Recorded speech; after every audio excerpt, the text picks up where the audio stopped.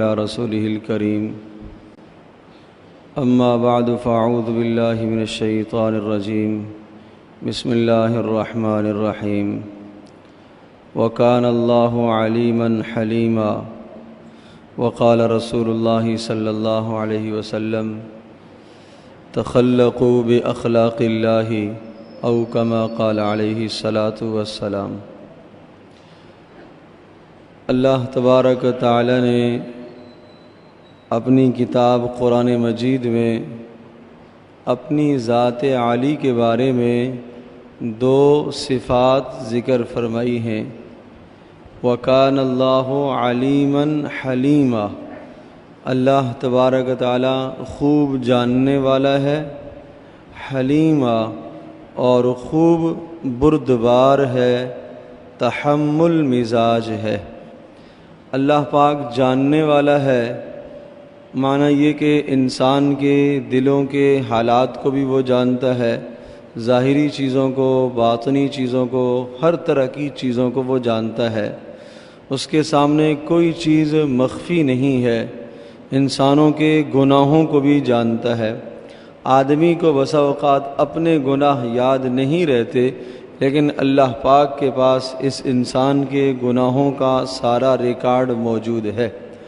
جب اللہ پاک کے پاس انسان کے سارے گناہوں کا ریکارڈ موجود ہے، پھر اللہ پاک گرفت کیوں نہیں کرتا، پکڑتا کیوں نہیں، عذاب کیوں نہیں دیتا؟ ارشاد فرمایا حلیمہ، وہ تحمل مزاج ہے، وہ بردبار ہے، حلم والا ہے۔ حلم کا مطلب یہ ہوتا ہے بوجھ اٹھانا، اور دو طرح کا بوجھ اٹھانا ہوتا ہے۔ ایک بوجھ اٹھانا وہ ہوتا ہے جو ظاہری بوجھ ہوتا ہے، آدمی ہاتھوں میں کوئی بوجھ اٹھاتا ہے، سر پر کوئی بوجھ اٹھا کے چل رہا ہے، کندھے پر بوجھ اٹھا کے چلتا ہے، ایک یہ ظاہری بوجھ کہلاتا ہے۔ اس کو عربی زبان میں حمل سے تعبیر کیا جاتا ہے، بوجھ اٹھانا۔ اور ایک ہے باطن کا بوجھ اٹھانا، اندر کا بوجھ اٹھانا۔ پیٹ کے اندر کا جو بوجھ ہے، عورت جو بوجھ اٹھاتی ہے، اس کو حمل کہا جاتا ہے۔ تو اسی لفظ سے حلم بھی لیا گیا ہے کہ تحمل مزاجی اختیار کرنا، برداشت کرنا، مشقت اٹھانا، صبر کا بوجھ اٹھانا۔ یہ بڑا مشکل کام ہے کہ آدمی صبر کا بوجھ اٹھائے۔ جی نہیں مانتا اور نفس نہیں مانتا کہ آدمی صبر کا بوجھ اٹھائے، لیکن اللہ پاک نے اس بات کا حکم دیا، رسول پاک صلی اللہ علیہ وسلم نے بھی اس حلم اور بردباری کا حکم دیا۔ آپ علیہ السلام نے ارشاد فرمایا کہ اللہ تبارک تعالیٰ کی صفات کو، خوبیوں کو تم اپناؤ۔ چنانچہ اللہ پاک کی بے شمار خوبیاں ہیں۔ اللہ پاک کی ایک خوبی ہے سخا، جود و سخا، خوب لوگوں کو عطا کرنا۔ یہ خوبی انسانوں کو حکم ہے کہ اپناؤ۔ اللہ پاک کی ایک خوبی ہے علم، جاننا، تم بھی جاننے کی کوشش کرو، اس خوبی کو اپناؤ۔ اور اللہ پاک کی ایک خوبی ہے حلم، برداشت کرنا، یہ خوبی خاص طور پر تم اپناؤ۔ اس خوبی کی بڑی کمزوری ہے۔ رسول اکرم صلی اللہ تعالیٰ علیہ وسلم کے متعلق آتا ہے کہ جب بھی مشرکین کی ایذائیں اور تکلیفیں بڑھ جایا کرتی تھیں تو نبی پاک صلی اللہ علیہ وسلم کا حلم اور صبر بڑھ جاتا تھا۔ آپ علیہ السلام کے صبر میں اضافہ ہوتا تھا۔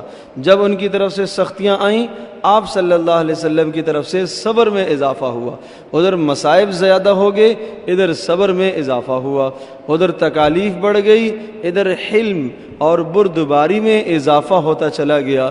چنانچہ رسول پاک صلی اللہ علیہ وسلم نے جو حلم اور بردباری، تحمل مزاجی ہمیں سکھائی ہے، وہ یہ کہ اگر آپ کو کوئی آدمی سخت بات کہہ بیٹھتا ہے تو آپ صبر کر کے اس بوجھ کو برداشت کر لیں۔ یہ بوجھ ہے، اسے برداشت کر لیں، مشقت کر کے اسے اٹھا لیں، اسے برداشت کر لیں، اسے سامنے کے اوپر دے کر زور سے نہ مار دیں، آپ زبان سے نازیبہ کلمہ نہ کہیں، بلکہ آپ صبر کر لیں۔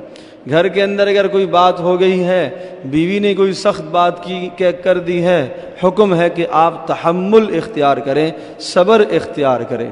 ایک شخص کا انتقال ہوا، نیک آدمی تھے، اللہ والے تھے، خواب میں کسی نے دیکھا، پوچھا کیا گزری ہے؟ کہا اللہ تبارک تعالیٰ نے بخشش کا معاملہ کر دیا ہے۔ کس بنیاد پر؟ کہا بس ایک عمل اللہ پاک کو میرا پسند آ گیا کہ ایک مرتبہ میری بیوی نے کوئی زیادتی کی ہے، میں نے اسے اللہ کی بندی سمجھ کر معاف کر دیا ہے، میں نے گرفت نہیں کی، مواخذہ نہیں کیا، اللہ پاک نے اس بنیاد پر میری بخشش اور مغفرت کر دی ہے کہ تو نے میری ایک بندی کو معاف کیا ہے، آج میں تجھے بھی معاف کر دیتا ہوں۔ تو اللہ پاک کسی بھی وجہ سے انسان کو معاف کر سکتے ہیں، تو اس لیے اس صفت کو اپنایا جائے۔ رسول اکرم صلی اللہ تعالیٰ علیہ وسلم کو اللہ پاک نے جو کلام قرآن مجید دیا ہے اس میں یہ خاص طور پر خوبی بتائی ہے کہ جب آپ کے ساتھ کوئی آدمی برا عمل کرے، برائی کرے، تو آپ برائی کا بدلہ اچھائی کے ساتھ دو، اس سے تمہارے اندر حلم پیدا ہوگا، بردباری پیدا ہوگی۔ اور ارشاد فرمایا وما يلقاها الا الذين صبروا وما يلقاها الا ذو حظ عظیم، کہ یہ ان لوگوں کو خاص خوبی دی جاتی ہے جن میں صبر کا مادہ موجود ہوتا ہے، اور یہ ان لوگوں کو خاص خوبی عطا کی جاتی ہے جن کے لیے آخرت میں بے انتہا اللہ نے اجر تیار کر کے رکھا ہے۔ نبی پاک صلی اللہ علیہ وسلم کا حلم دیکھیے۔ حضرت صلی اللہ تعالی وسلم نے ایک مرتبہ ایک یہودی کا کچھ لین دین، کوئی معاملہ تھا یہودی کے ساتھ، اور یہودی کا کچھ قرض دینا تھا۔ وہ یہودی آیا نبی پاک صلی اللہ علیہ وسلم کی خدمت میں، اور آپ علیہ السلام سے آ کر شدت سے، سختی سے مانگا، اس قدر سختی کی کہ نازیبہ کلمات بھی کہہ بیٹھا۔ تو رسول پاک صلی اللہ علیہ وسلم کے صحابہ نے کہا ہے اللہ کے رسول آپ اجازت دیں، ہم اسے قتل کر دیں۔ آپ علیہ السلام نے ارشاد فرمایا نہیں، ان لصاحب الحق مقالا، دیکھو جس آدمی کا حق ہوا کرتا ہے اسے شدت اختیار کرنے کی اجازت اور گنجائش ہوتی ہے، یہ شدت کر سکتا ہے اس لیے کہ اس کا حق میں نے دینا ہے۔ باقی نبی پاک صلی اللہ علیہ وسلم نے اس موقع پر اس سختی کا جواب سختی سے نہیں دیا، بلکہ انتہائی نرم مزاجی سے پیش آئے، اور جو کچھ اس کا دینا تھا وہ بھی دیا، اور اس کے بدلے میں اس کو مزید بھی عطا کیا، خوب اسے عطا کیا۔ رسول پاک صلی اللہ علیہ وسلم کے پاس ایک آدمی آئے، کہ اللہ کے رسول یہ فلاں فلاں جو نوجوان ہے یہ میری کھجوریں اتار کے کھا جاتا ہے، میرے درخت سے کھجوریں اتار کے کھا جاتا ہے۔ اس زمانے میں رواج یہ تھا کہ اگر کھجور کے درخت سے کھجوریں نیچے گر گئی ہیں تو گری پڑی کھانے کی اجازت ہے، لیکن درخت سے اتار کر کھانے کی اجازت نہیں ہوتی تھی۔ تو رسول پاک صلی اللہ علیہ وسلم نے اس آدمی کو جب بلایا تو وہ کانپنے لگا، ڈر رہا ہے کہ اب تو پتہ نہیں مجھے پیٹا جائے گا، مارا جائے گا، پتہ نہیں کیا ہوگا۔ نبی پاک صلی اللہ علیہ وسلم نے انتہائی شفقت سے اس کے کندھے پر ہاتھ رکھا۔ جب کندھے پر ہاتھ رکھا تو وہ آدمی کہتے ہیں کہ آدھا ڈر تو میرا یہاں نکل گیا، ختم ہو گیا، میرے دل کے اندر محبت پیدا ہو گئی کہ یہ تو کوئی شفیق آدمی ہے، یہ تو کوئی مہربان آدمی ہے، پیار کرنے والا آدمی ہے۔ کہا پھر نبی پاک صلی اللہ علیہ وسلم نے مجھ سے یہ پوچھا کہ آپ نے ایسا کیوں کیا؟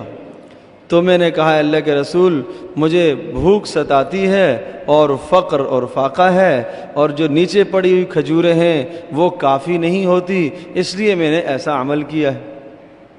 تو رسول اکرم صلی اللہ علیہ وسلم نے میرے کندھے پر ہاتھ پھیرتے ہوئے انتہائی شفقت اور مہربانی سے مجھے سمجھایا کہ دیکھو جو نیچے اتری ہوئی کھجوریں ہیں، پڑی ہوئی ہیں، وہ تو کھا لیا کرو، جو درخت کے ساتھ لگی ہوئی ہیں وہ مالک کی اجازت کے بغیر کھانے کی اجازت نہیں ہے، جائز نہیں ہے۔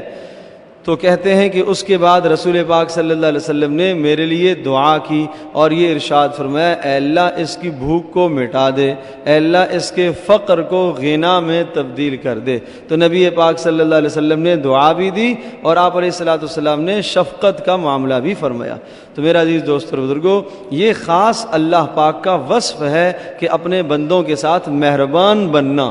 نبی پاک صلی اللہ علیہ وسلم کا خاص وصف ہے کہ اپنی امت کے ساتھ مہربانی اختیار کرنا۔ اسی مہربانی کا، اسی شفقت کا مجھے اور آپ کو بھی حکم ہے کہ ہم بھی بندوں کے ساتھ شفقت اختیار کیا کریں، بندوں کے ساتھ نرمی اختیار کیا کریں، سختی سے ہم اپنے آپ کو بچائیں۔ اور جو آدمی اللہ کی صفات کو، اللہ والی خوبیوں کو اپناتا ہے اللہ پاک اس کو اپنا قریبی بنا لیتے ہیں۔ نبی پاک صلی اللہ علیہ وسلم نے ارشاد فرمایا کہ تم اللہ کی خوبیوں کو اپناؤ، اللہ کے اندر یہ خوبی ہے برداشت، کہ اتنے انسان گناہ کرتے ہیں، نافرمانیاں کرتے ہیں، صبح سے لے کر شام تک ایک آدمی گناہ ہی گناہ کر رہا ہے، اللہ پاک اس کی روزی پھر بھی نہیں چھینتا، اسے پھر بھی کھلاتا ہے۔ رات ساری نافرمانی کی ہے، اللہ پاک نے صبح پھر بھی اسے کھانا کھلایا ہے۔ دن کو نافرمانی کی ہے، اللہ پاک نے شام کو اسے میٹھی نیند پھر بھی سلایا ہے۔ اللہ پاک کتنا کریم ہے، کتنا مہربان ہے۔ تو بندوں کو بھی حکم ہے کہ آپ بھی اس طرح سے اپنے مخلوق کے ساتھ، لوگوں کے ساتھ، دوستوں کے ساتھ، احباب کے ساتھ، رشتہ داروں کے ساتھ اس طرح سے نرمی اختیار کریں۔ اس نرمی سے انسان کو بہت بڑے اخلاق ملتے ہیں۔ نبی پاک صلی اللہ علیہ وسلم کے اخلاق میں جو سب سے بڑی خوبی تھی وہ خوبی یہی تھی کہ نرمی ہوا کرتی تھی۔ آپ علیہ الصلوۃ والسلام انتہائی نرم مزاج تھے۔ شریعت کے معاملے میں نبی پاک صلی اللہ علیہ وسلم سختی کیا کرتے تھے، اپنی ذات کے معاملے میں نبی پاک صلی اللہ علیہ وسلم کا مزاج نرمی کا تھا، کسی سے جذبہ انتقام کا جذبہ نہیں ہوتا تھا۔ اور صحابہ کہتے ہیں کہ باوجود قدرت کے ہوتے ہوئے آپ علیہ الصلوۃ والسلام انتقام نہیں لیتے تھے، قادر ہوتے تھے، قدرت ہوتی تھی بدلہ لینے کی، لیکن نبی پاک صلی اللہ علیہ وسلم معاف کر دیا کرتے تھے۔ معافی کی صفت آپ علیہ الصلوۃ والسلام کے اندر زیادہ غالب تھی۔ ہم اس صفت کو اپنائیں، اللہ تبارک و تعالی ہم سب کے لیے عمل کرنا آسان فرمائے۔